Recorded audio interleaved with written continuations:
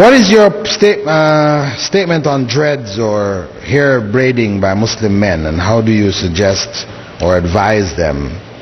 Many who are young and heavily influenced by athletes and so-called stars. Well, of course, wearing dreadlocks is un-Islamic. It's un-Islamic. And it's particularly forbidden because of the fact that it is a symbol of Rastafarianism, a system which believes that Haile Selassie, the former ruler of Ethiopia, was God incarnate. That's their belief. Of course, they claim, that this was sort of like the natural way, and this is how the people back home, it was became like an African thing. But actually, a good friend of mine from Jamaica, who had been living in England, he told me that when he had gone, he and a couple of his friends, they decided to do this tour of Africa, and they'd gone to Egypt, and they had all their hair in dreadlocks, and they had it inside of these big caps that they were wearing, right? For those who don't know what dreadlocks are, I think everybody knows, right? Is there anybody who doesn't know what dreadlocks are? You don't know what dreadlocks? It's people, basically what they've done, they've let their hair grow without combing it, so it just mats and locks up together into these clumps of hair, and you see it. I'm sure you've seen pictures of people with it long hair, maybe hanging down to their backs. Even white Americans have also taken it on because it's, identified with hip culture or whatever. Anyway, so this group, the Rastafarians, this is a basic practice of theirs. Bob Marley, he was sort of like the expression of that. Anyway, these brothers, so the hair, when it gets real long, what they do is they put it up and they put a cap, which is a kind of a loose knit cap, so it can all fold inside of it. So it's like a thing on top of their heads.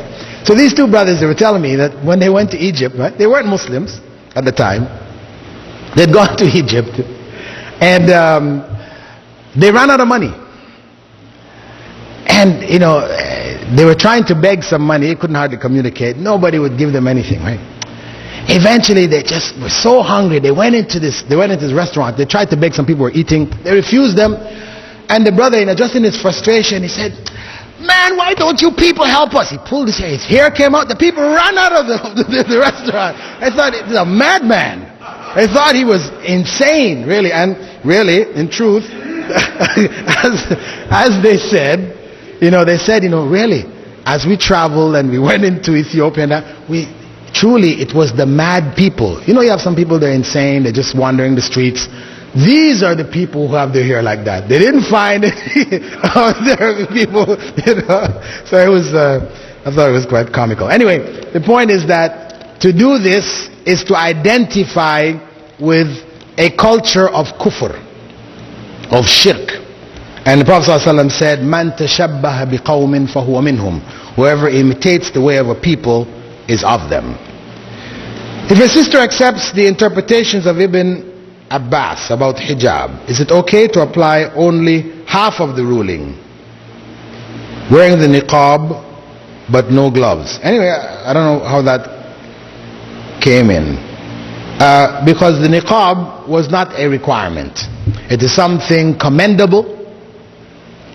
A woman who does it is rewarded by Allah, but it is not an obligation. Of course, there are some scholars who do hold it's an obligation, but the vast majority of scholarship and the evidence, as I have seen it, indicates that it is not an obligation.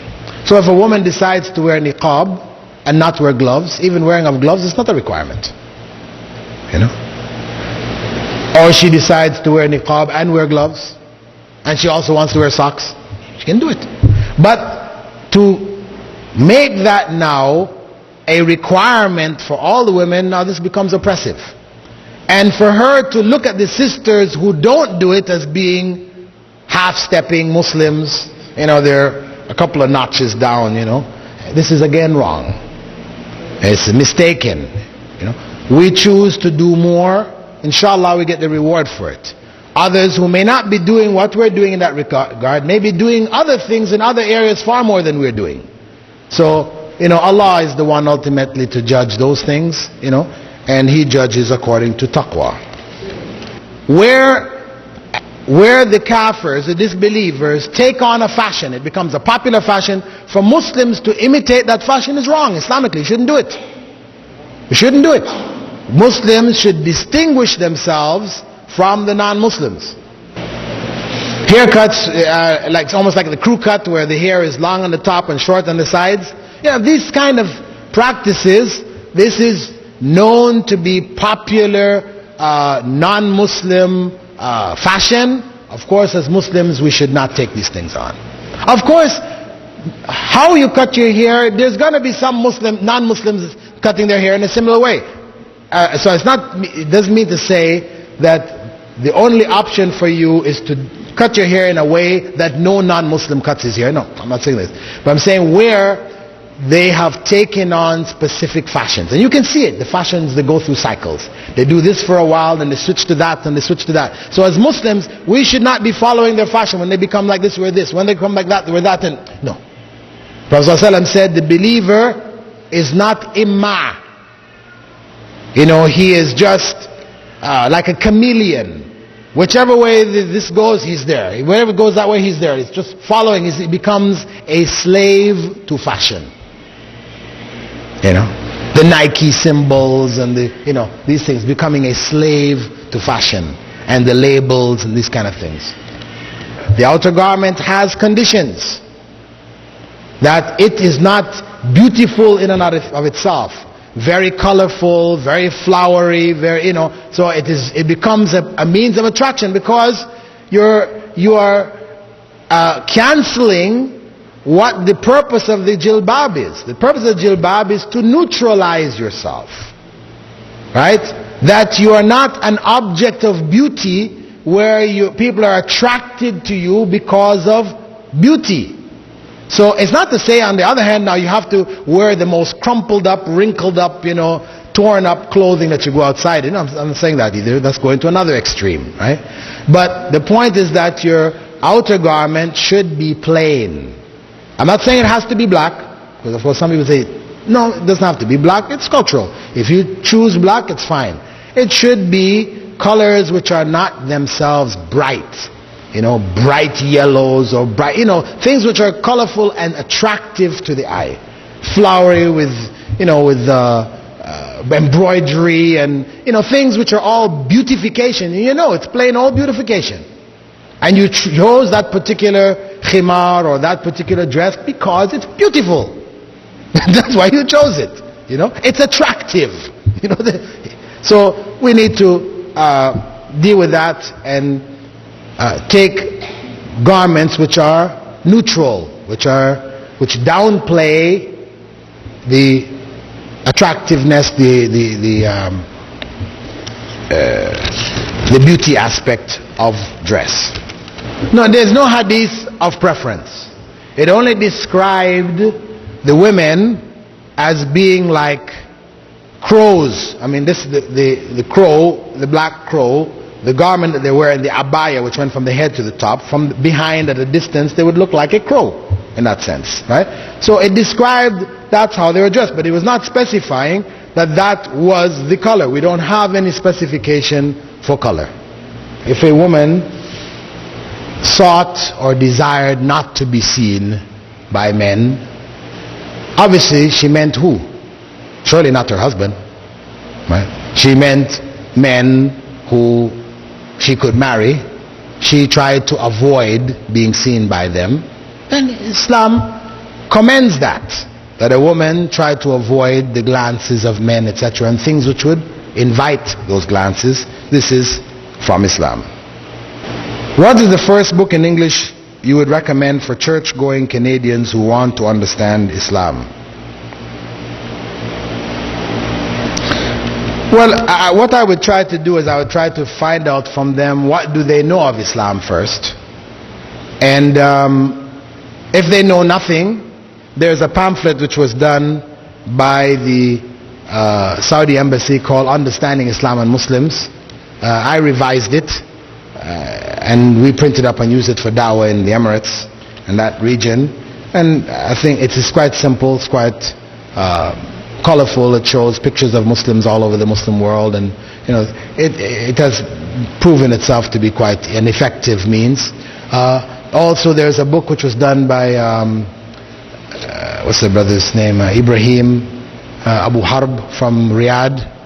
I think it's called Understanding Islam also, or something like this too. It's quite nicely done, good quality.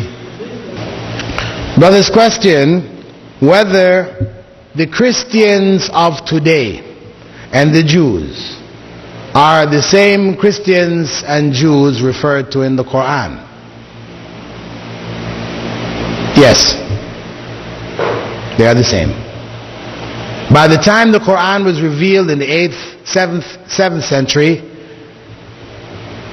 Christianity had already become its distorted state that it is in today.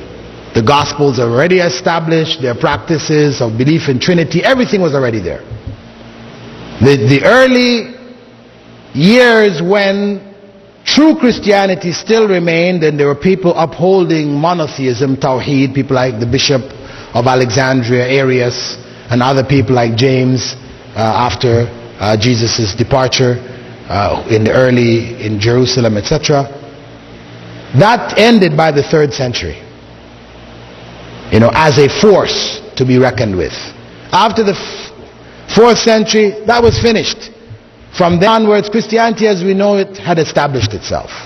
So the Quran was referring to the Jews and the Christians that we know today. What they were doing today, or what they are doing today, they did then. So when Allah says you can eat their slaughter, as you could do it then, you can do it today. You can eat their slaughter. However, the issue, because some people say, oh, they used to slaughter in the name of Allah. No. Back in the 7th century, they were not slaughtering in the name of Allah. You have to bring proof that that was the case. No. The point is that they slaughter, their slaughter we can eat. However, if in the process of their slaughtering, they kill the animal before cutting its neck, then what they are doing is cutting the neck of meta, or a carcass, which we are not allowed to eat. So if it is established that in the process of their slaughtering, they do cut the neck of the animal, even if they cut the neck right off, if they cut the neck of the animal while it is still alive, then that is halal. That's the law. It is halal. And those who argue that no, these Christians are different from the Christians and they have to do it exactly as we do it, and no. These are requirements and arguments which don't have a basis in the practice of Prophet Muhammad ﷺ nor of his Sahaba. When the meat was brought to him from Jews, he ate. He didn't ask them, how did you slaughter? But of course, if somebody comes and informs you that they are slaughtering the animals after they kill them, then you can't eat. Then you can't eat. Or if when they're cooking it in lard, or they're cooking it in other haram, along with other haram materials, they're cooking it along with pork products and things like this, then of course you don't eat because of the issue of it, these other things mixing in with it. But where it is clear and established that they have slaughtered, it is slaughtered by a society which is generally Christian. I mean, again, you don't have to establish that that particular chicken was slaughtered by a Christian in that slaughterhouse, because you do have Sikhs here, you do have others, right? But you are not required to establish exactly who slaughtered that. If you are in a country which is majority Christian, then you are allowed to assume that what is coming to you is Christian. Now if you go to a Sikh butcher shop, don't. You don't. If it's clear he is not a Christian or a Jew, then you don't buy from him. So other than that, the basic principle is that it is permissible. But now, there's another consideration. If you have a choice between buying from Muslims and buying from non-Muslims, one would have to say that it is preferable to buy from Muslims. That Muslims should support each other, encourage in their businesses, help them be successful so they can give their zakah and benefit the Muslim community. It is important that our monies be circulated as much as we can amongst ourselves. So I would say, though it is permissible where we have a choice, it's better to purchase from Muslim shops, etc., etc. You stated that Muslims should not read the Torah or Bible. I didn't say that. I didn't say that. Isn't it good to have some knowledge of these books for use during da'wah? See, if you understand that I didn't say that, then the other part of the question is not relevant. What I said is that we do not go to the Bible seeking guidance, seeking to know Allah's word. No. We may use verses from the Bible which confirm what the Quran says or what the Prophet ﷺ Sunnah says. We use that to support what supports Islamic teachings. But we don't go in and engage in discussions with the Christians about the interpretations of their texts in areas which Islam does not, or Islamic teachings does not confirm. You know? We don't do it. It's error. You spoke about what we should wear. Are women allowed to wear gold jewelry if it is visible? Rings, bracelets? Should we only wear it at home and weddings, etc.? Well, the general mass of Muslim scholarship holds that women may wear gold. The gold which is on the fingers, rings or bracelets, which naturally, if you're not covering your hands, it is exposed.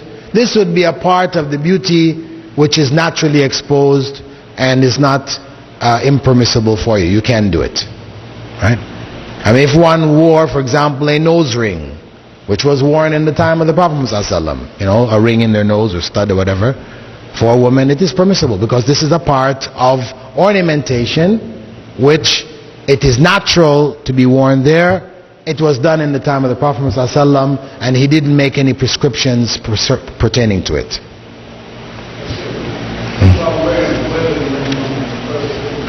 Wearing the wedding ring on the third finger. This is haram. In Islam we have no wedding ring, first and foremost, nor engagement ring. And furthermore, the wearing of the ring on this third finger in Christian tradition is symbolic of one's belief in the Trinity. Any person who watched the coronation of Princess Diana, their marriage, the bishop put the ring by her thumb and said, in the name of the Father, in the name of the Son, in the name of the Holy Ghost, Amen. That is the tradition. So not only is it forbidden from the point of view of it being Christian tradition, not Muslim tradition, wearing of a ring, a wedding ring. We don't have any wedding rings, so it's imitation. It is also shirk. It represents a belief of shirk, and so as Muslims we should not wear it. Wearing on the right hand was the sunnah. You said that if you read your fortune in the newspaper or anywhere else, your prayer is not accepted for 40 days and nights. What if you didn't know about this? Will your prayers still be nullified? No. If you didn't know and you did it this morning already, your prayers are not nullified. But now you know, if you go and do it tomorrow, your prayers will be nullified. What if you go to read your fortune but don't believe in it? Will your prayers still be nullified? Yes. That's what we said. There are two narrations concerning going to the fortune teller. The first one is going out of curiosity. Your prayers are invalidated or the reward is taken away for 40 days and nights. If you go and believe in it, the Prophet ﷺ said, you have disbelieved in what I brought. It means you have disbelieved in Islam. It is an act of disbelief. Which duty is more obligatory? Marriage or seeking knowledge? Well, seeking knowledge is a basic obligation on all Muslims. Marriage is an obligation. Well, the number of scholars do hold as an obligation, or generally a recommendation for those who are able. But seeking knowledge is on you. You cannot say I'm unable. No, you have to go seek it. Everybody is able to seek. Now whether you're able to get the knowledge or not, that's another issue.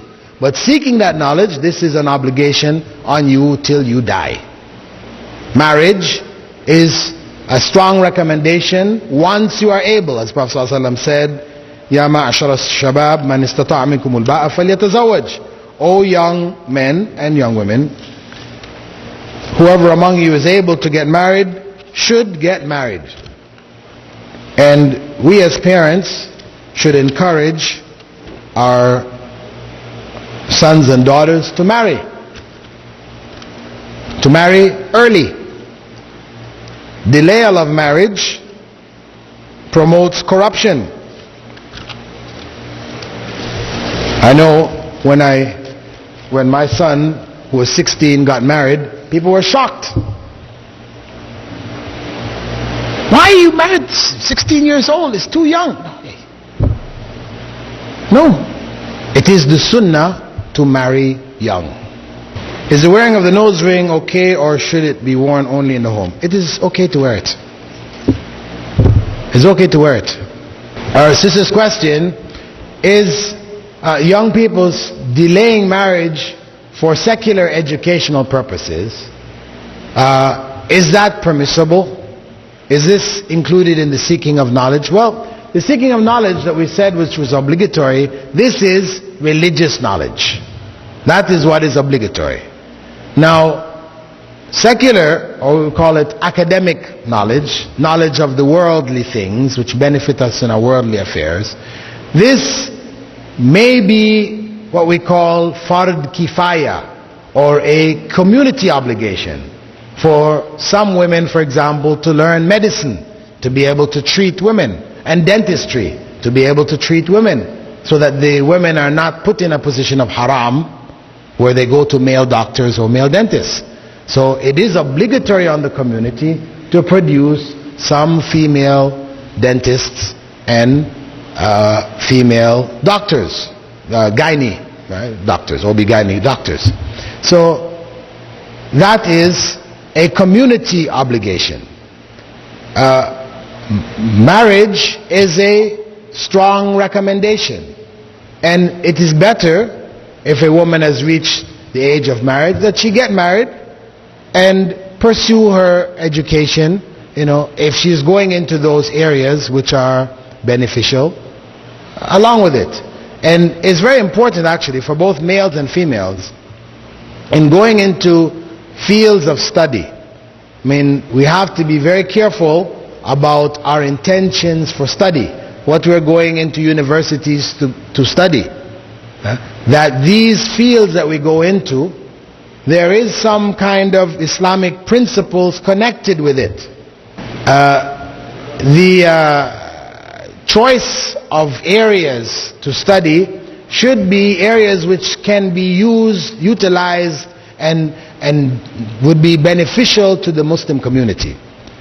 Fields of study where a person ends up in some research lab somewhere, making chemicals that God alone knows what they're going to go and do with it in the end.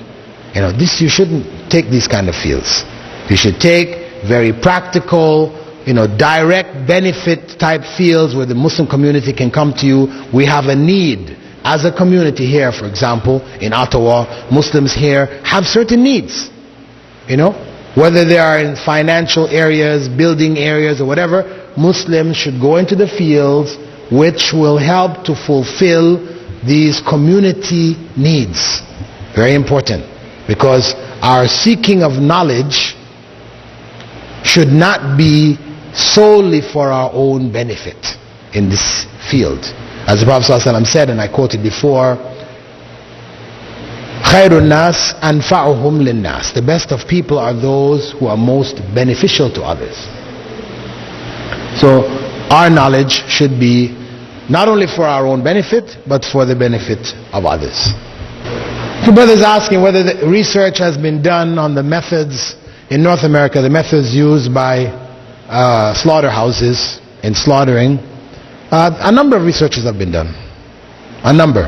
I remember there was a series in the Juma magazine, put out by the Juma magazine. They did about 3 issues where they were gathering a lot of data on and presenting it on slaughter in North America. Their general conclusion was that the slaughter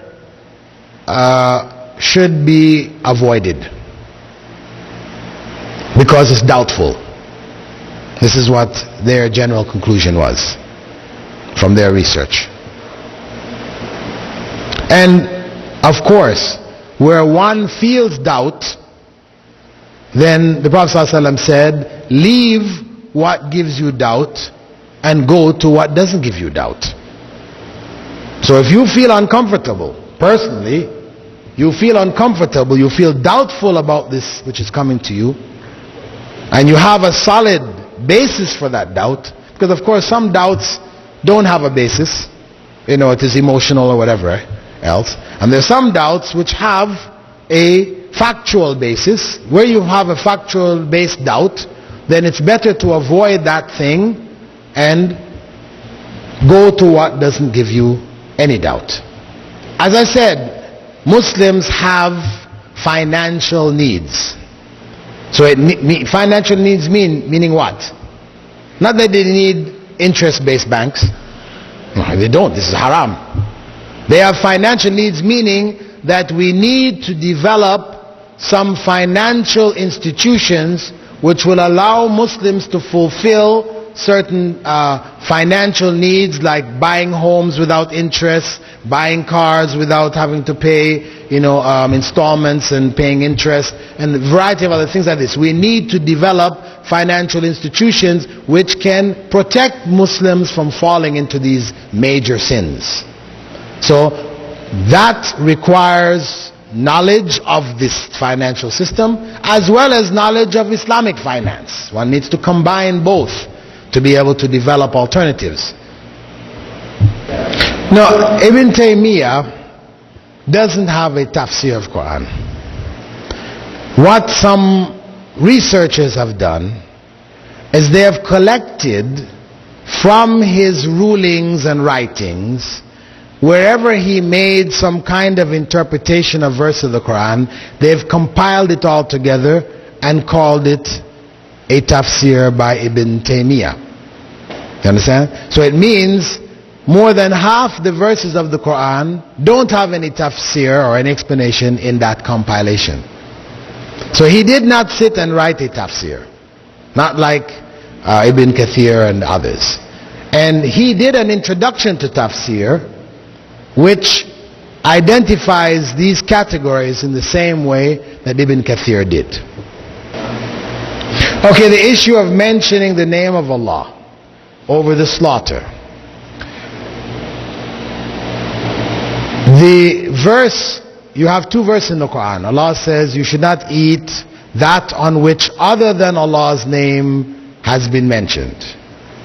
And you should not eat that on which Allah's name has not been mentioned. 2 phrases. Right? You hear the difference between the two? That on which other than Allah's name has been mentioned, and that on which Allah's name has not been mentioned. 2 things. The scholars of tafsir have interpreted that on which Allah's name has not been mentioned by that on which other than Allah's name has been mentioned. Understand? Meaning that when Allah said that on which Allah's name has not been mentioned, meaning another name other than Allah's was mentioned.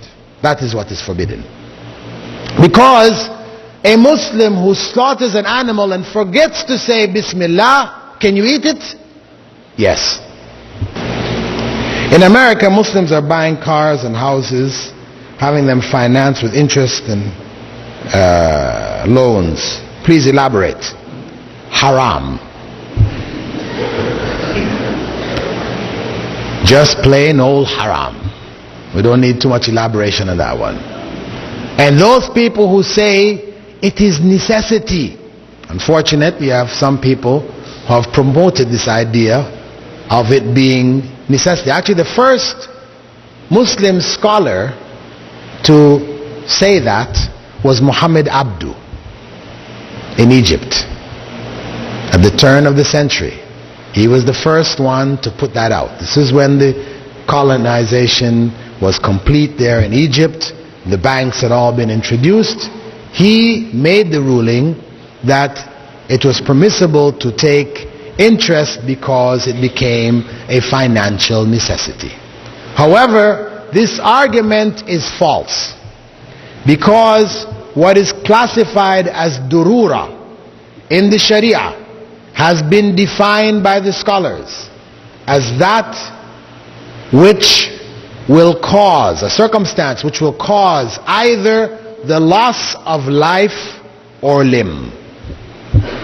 The loss of life or limb. L-I-M-B. Right? Meaning, either you're going to die or you're going to get very ill. Major harm. You need a heart operation. You don't have the money.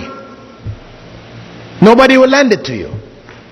The only way you can do it is get a loan from the bank, save your life. You're permitted to do it. Now, for you to say, I'm going to get that loan. This operation costs me $10,000 or $50,000, whatever. I'm going to get that loan. But since I'm there anyway, let me get another $100,000 and buy a house. Haram. What was enough to save your life, that was permitted. What is above it, 1 penny above it, is haram. So haram that the Prophet ﷺ said interest has over 30 different branches. The simplest of its branches is equivalent to a man having sexual relations with his mother. The loosely used term fees, where a bank or Islamic institution charges you certain fees, these, one has to look at it. Are these legitimate? Because if they're going to do some operation for you, people are hired, people are working, they're calculating, they're making out papers, these type of things, so there are costs involved. So there are legitimate fees that they can charge. But then again, there may also be fees which are illegitimate and becomes just a misnomer for interest. So where we have identified that it is false, it's not acceptable. And I should note, also mention that in the Arab world, interest is called fa'ida. Right? Fa'ida means benefit. They've changed the name from riba, which is everybody knows is haram, and you don't want to talk about, I'm going to go get my riba. So they now call it fa'ida. And this is one of the signs of the last day about which the Prophet ﷺ spoke, that people would call riba and alcohol by other than its name. You know? Is it obligatory for women to wear socks or cover their entire feet outside their houses? No. I explained that already. Wearing of socks is not obligatory. What I said is they should wear a outer garment which should come down to the tops of their feet, covering the tops of their feet. That is what is required. If they wish to wear socks, they may do so, but it's not a requirement. If you are designated to ask a question, to say Salam Alaikum here is inappropriate. It's inappropriate. And it's common practice. People want to ask, this is Salam Alaikum. No. No. Salam Alaikum, when you're meeting a person for the first time, you say Salam Alaikum. This is the place for Salam Alaikum. right? A scheme by which an institution buys the home for you, and you put in a certain amount of money, they put in the greater amount of money, and you pay something like rent to them. It's like rent to own kind of situation. You have a down payment and then you pay rent, and eventually that rent is counted towards the paying off of the house, and eventually you own it. Not like that? Huh? It's calculated against. Well, the point is that the details of this, one needs to go back to scholars of Islamic finance. Where you have an institution which has a board of reputable Muslim scholars, and they have identified and analyzed the details of this, because you're giving me something of it and there may be other details which I'm not aware of, etc. So I wouldn't want to make any pronouncements in this area. Where you have a reputable board and they have deemed this particular transaction permissible Islamically, then you go on the basis of that ruling. If you have doubt about their ruling, then avoid it. Otherwise, as Allah tells us, we ask those who know if you don't know. So you go to the institution, they say we have this board, it has such and such a scholar on it, such and such a scholar, we know these to be reputable scholars, and they have ruled this is permissible, then you go along with it. If it was not, and they deliberately made it permissible when it really wasn't, then they carry the sin. You have done your part. Your part is you have gone to the knowledgeable and you have gotten a ruling from them. That's what I say, okay? The issue of car insurance, where the use of a car becomes necessary to earn the money to feed your children. Without the use of that car, you are unable to earn that which would feed your children, and forcing you to beg instead, then you have a situation here of necessity. So in this case, they permit insurance, but it should be third party, the minimum. Anytime one is in a forced circumstance, you're only allowed to do the minimum necessary to fulfill what is required. If the credit card is functioning as what they call a debit card, meaning that you have a fixed amount there which you can use and you're not signing any contract of interest, then it is permissible. But once you sign a contract of interest, meaning if you overdraw, you have agreed to pay interest, then that card is haram. If you bought a home on interest before you became a Muslim, Prophet ﷺ said, Al-Islam yajubbu ma qabla. Islam cancels what came before it. Just to repeat that, if a person has a checking account which has no interest, but you can only get that checking account by getting a savings account which would give you interest first, and you don't put any money in the savings account, so you're not accruing any interest, is that arrangement halal? Well, one would have to say, when you make your contract with the bank, you sign a contract agreeing that you would receive interest. That is haram. Whether you actually do or you don't, the signing of that contract is haram. Prophet ﷺ said 4 people are involved in the interest: the witness, the one who draws up the contract, the one who gives it, and the one who receives it. So once you have signed that contract, whether you actually receive it or you don't receive it, you have entered into an interest contract or interest transaction, which is haram. The witness. No, I'm meaning if you do a business deal, for example, and there's interest involved in that business deal and you need witnesses, all those who sign that contract as witnesses to that contract, they fall into the sin also. We'll stop. Subhanakallahumma wa bihamdika, nashhadu an la ilaha illa ant.